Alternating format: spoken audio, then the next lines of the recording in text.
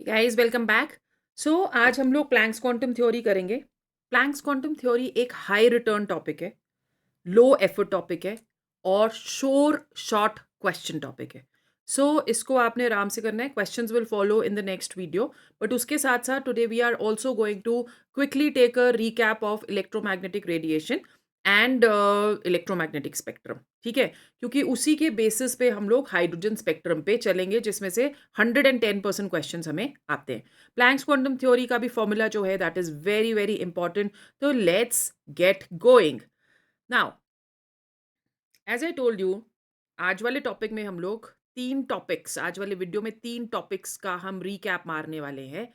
One is the Planck's quantum theory, one is the electromagnetic radiation and the next one is our electromagnetic spectrum. ठीक है, तैयार है सब?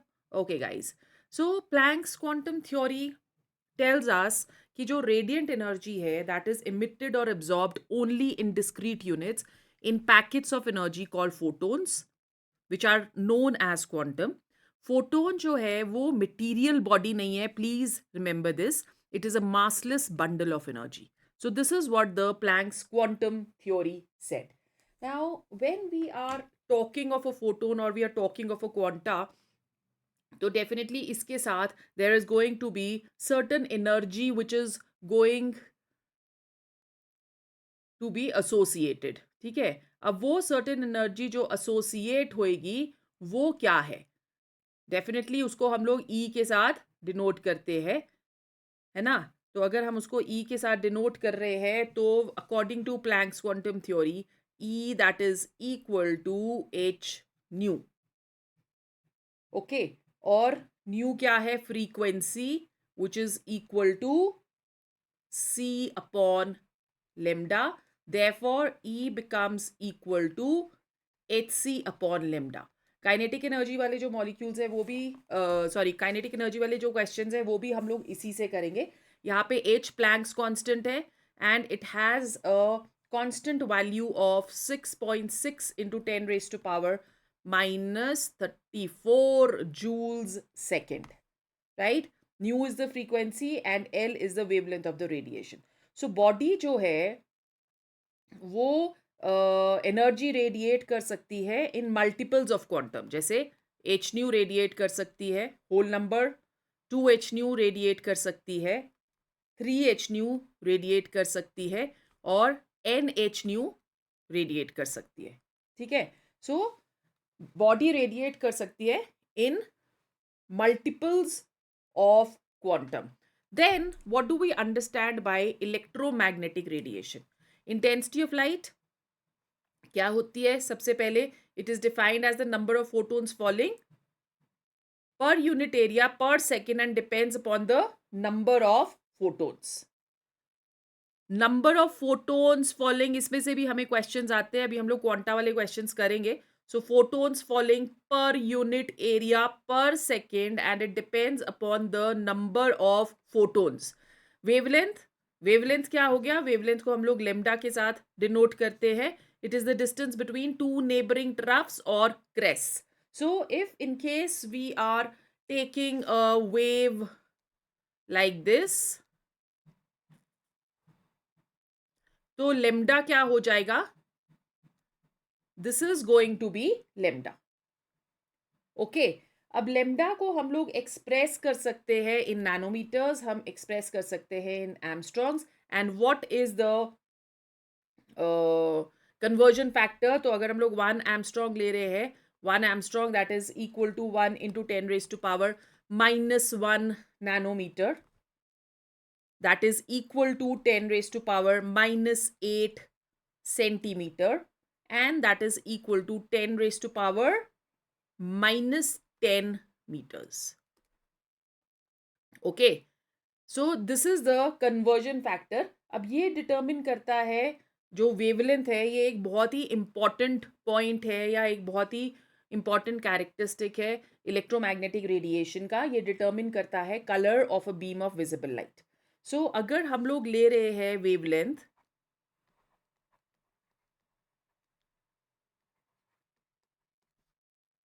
we are taking this in Armstrong, तो violet light की जो wavelength होती है, विबग्योर पता है ना, तो वायलेट लाइट की जो वेवलेंथ होती है in angstrom that is 3800 to 4300. Indigo की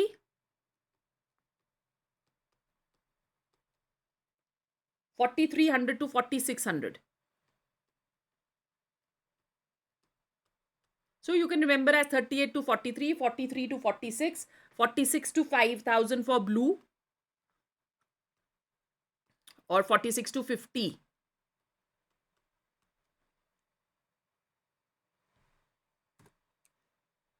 और ग्रीन के लिए it is 50 to 56.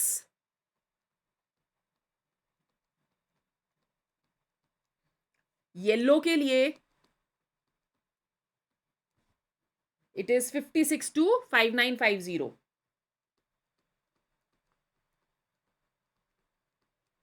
For orange, it is 5950 to 6200. This is all in Armstrongs, please remember. और रेड की वेवलेंथ सबसे ज़्यादा होती है 6200 to 7600. ठीक है. So this is how we can see the colors agar they fall in all of this range, right? Armstrong wavelength agar Armstrong में ये है तो different wavelengths की different range is going to be there. Then we come to the next characteristics, which is frequency. So frequency क्या हुई? Frequency is the number of times the wave passes through a given point in 1 second. That is known as the frequency. इसको हम लोग denote करते हैं by nu. और इसका जो यूनिट है that is cycles per second.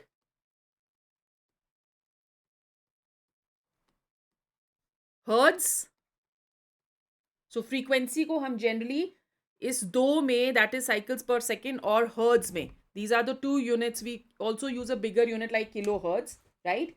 Now 1 hertz जो होता है that is equal to 1 cycle per second. और frequency is inversely proportional to lambda. जितनी वेवलेंथ ज्यादा होगी उतनी ही frequency जो है that is going to be less. Let's put a proportional sign over here. So frequency is inversely proportional to lambda.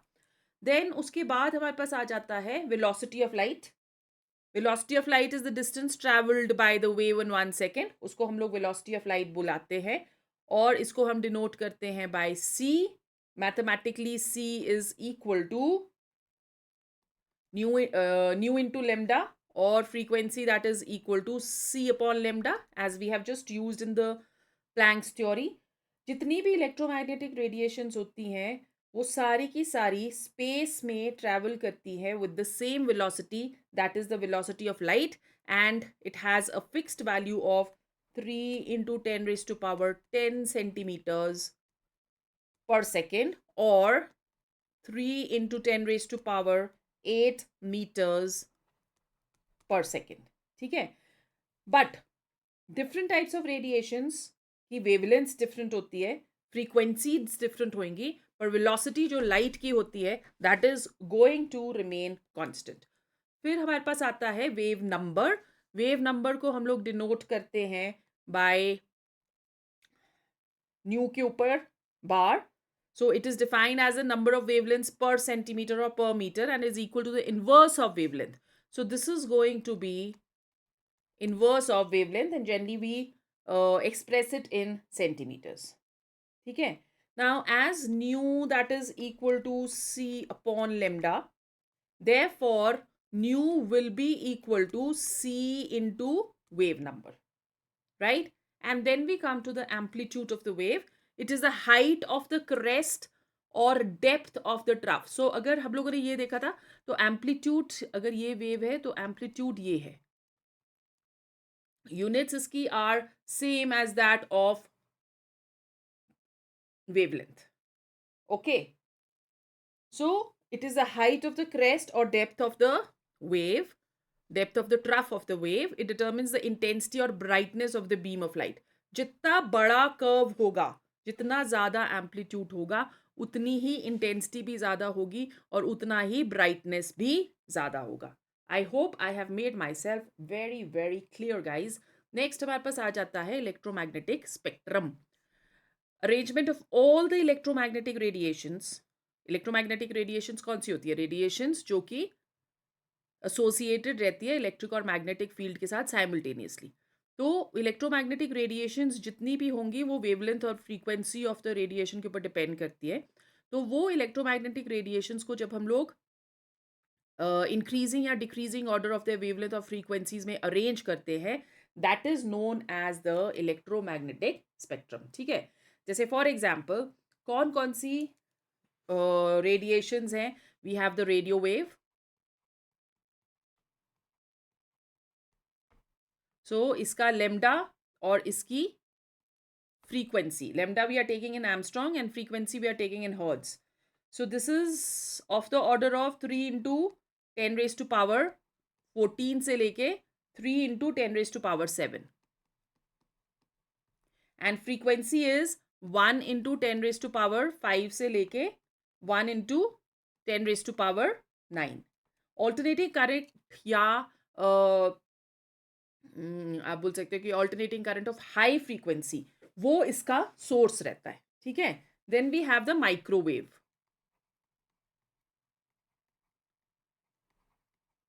So microwave की 3 into 10 raised to power 7 to 6 into 10 raised to power 6, and frequency is 1 into 10 raised to power 9 to 5 into 10 raised to power 11.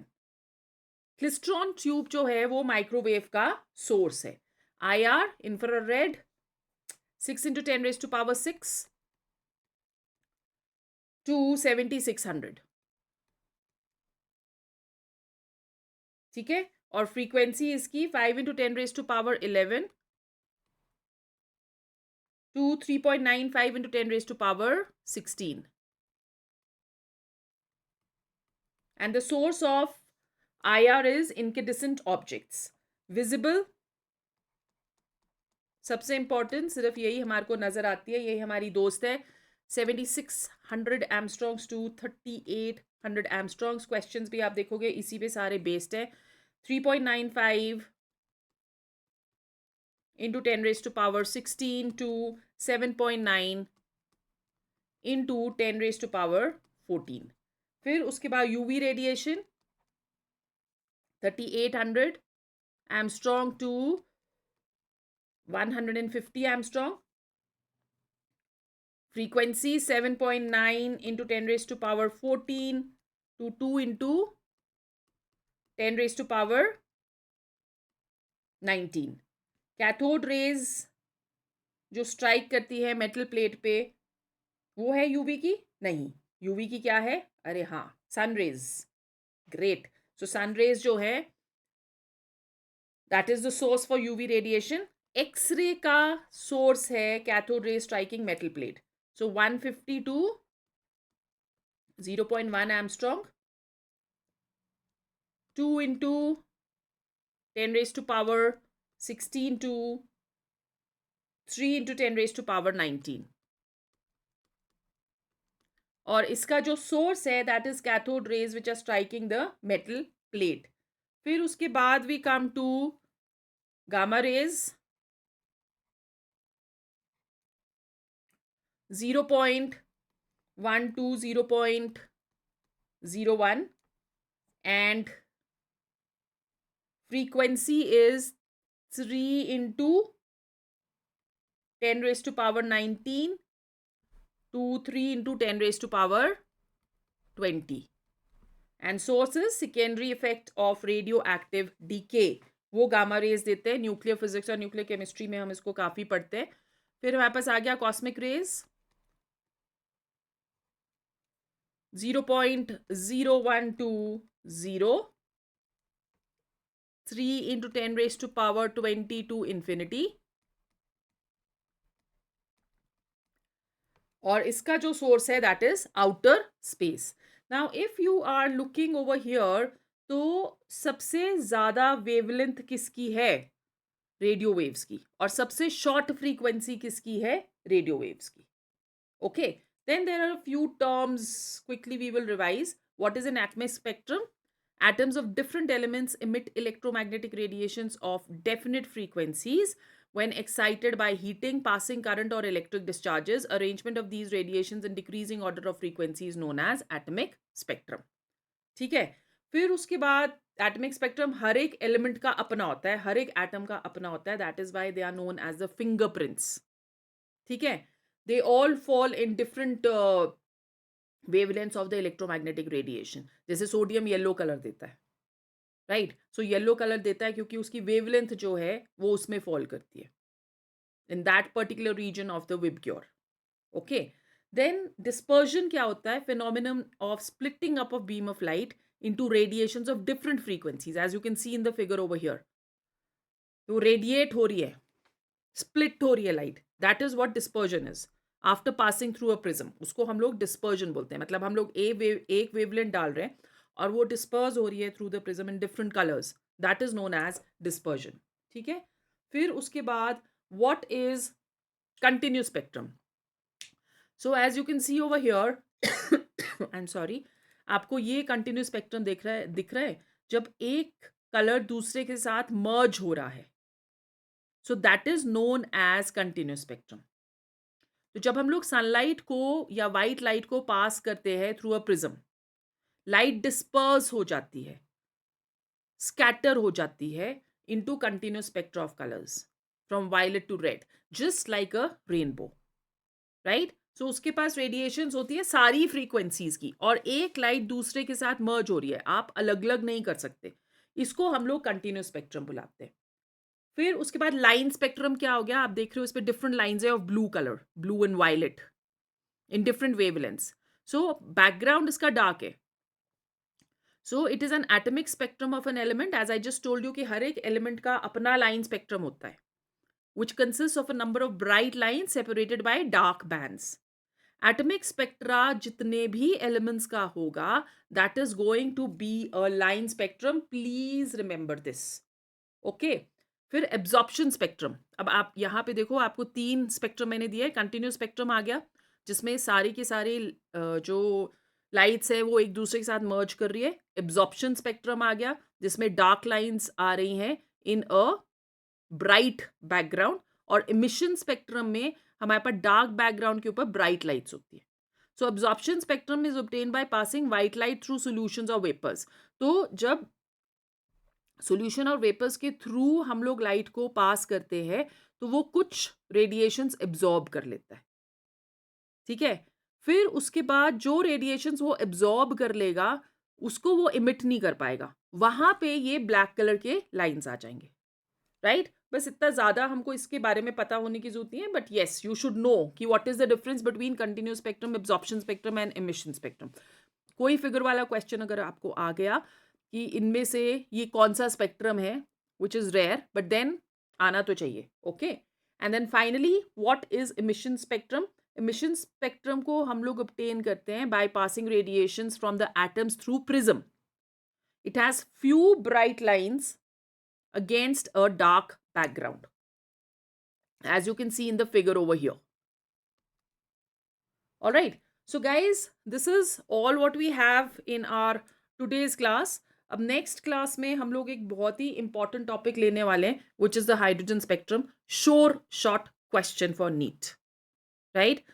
So please do not forget to subscribe the channel, share the channel. Telegram पे कुछ नहीं आ रहा है मुझे, ना doubts आ रहे हैं ना कुछ आ रहे हैं. The loss is going to be yours. I am doing my best. So see you in the next class. Bye bye.